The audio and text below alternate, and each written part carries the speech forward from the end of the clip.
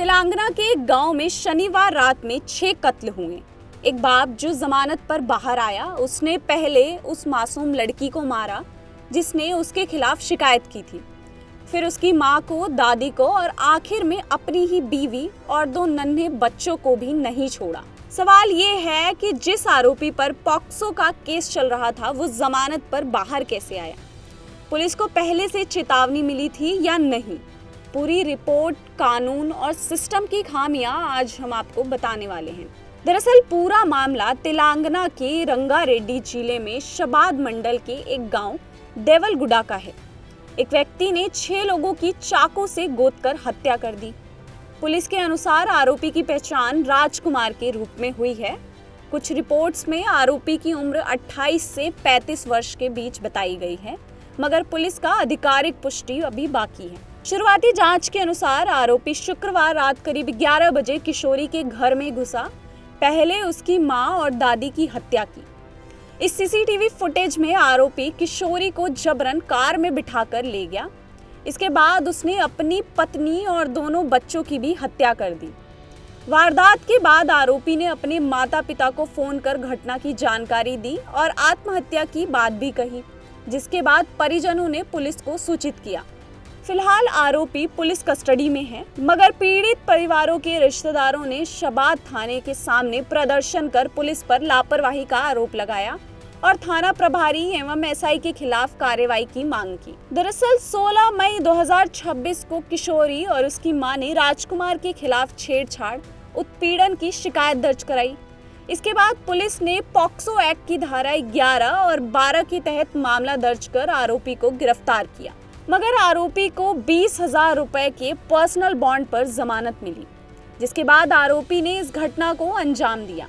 आरोपी पर मूल रूप से जिस कानून के तहत मामला दर्ज हुआ था, वो पॉक्सो एक्ट के तहत दर्ज हुआ था, यानी protection of child from sexual offences act 2012, जो नाबालिग के साथ गंभीर अपराध के लिए है, जैसे पेनिट्रेटिव सेक्सुअल असॉल्ट, यौन उत्पीड़न, स्टॉकिंग करना। पॉक्सो के तहत गंभीर मामलों में 20 साल से लेकर उम्र कैद और मृत्यु दंड तक की सजा है, जिसमें जमानत मिलना नामुमकिन सा है, मगर कम गंभीर मामलों में जमानत मिल सकती है।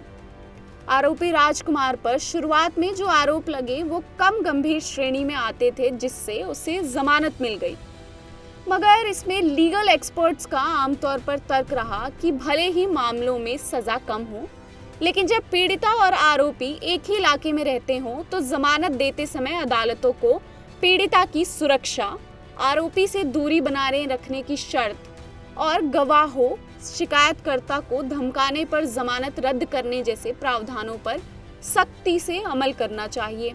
आपको बता दें कि एनसीआरबी के अनुसार देश में 2023 में बच्चों के खिलाफ 1 लाख से ज्यादा मामले दर्ज हुए।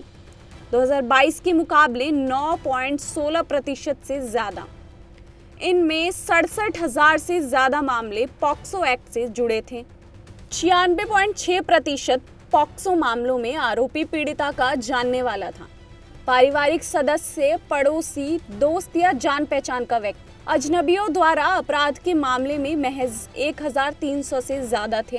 तेलंगाना में 2023 में बच्चों के खिलाफ 6,000 से ज्यादा अपराध दर्ज हुए, जिनमें 3,000 से ज्यादा मामले पॉक्सो एक्ट के तहत थे। जनसंख्या के अनुपात में महिलाओं के खिलाफ अपराध दर में तेलंगाना दिल्ली के बाद दूसरे स्थान पर रहा। अब इस मामले पर कई सवाल उठ रहे हैं, जिसमें पहला और सबसे अहम सवाल कि जमानत की शर्तें कितनी सख्त थी। क्या अदालत ने आरोपी को पीड़िता से दूर रहने, इलाके में ना रहने जैसी कोई शर्त लगाई थी? और अगर लगाई थी तो उसका पालन सुनिश्चित करने की जिम्मेदारी किसकी थी? दूसरा सवाल पुलिस निगरानी पर उठ रहा है, क्योंकि स्थानीय लोगों के अनुसार पीड़ित परिवार ने आरोपी की धमकियों की शिकायतें पहले भी की थी, मगर क्या पुलिस ने उस पर पूरी तरह से कार्रवाई की? तीसरा सवाल कि कम गंभीर श्रेणी वाले आरोपी में भी जब आरोपी और पीड़िता एक ही गांव या मोहल्ले में रहते हों तो रिस्क असेसमेंट की व्यवस्था क्यों नहीं हुई?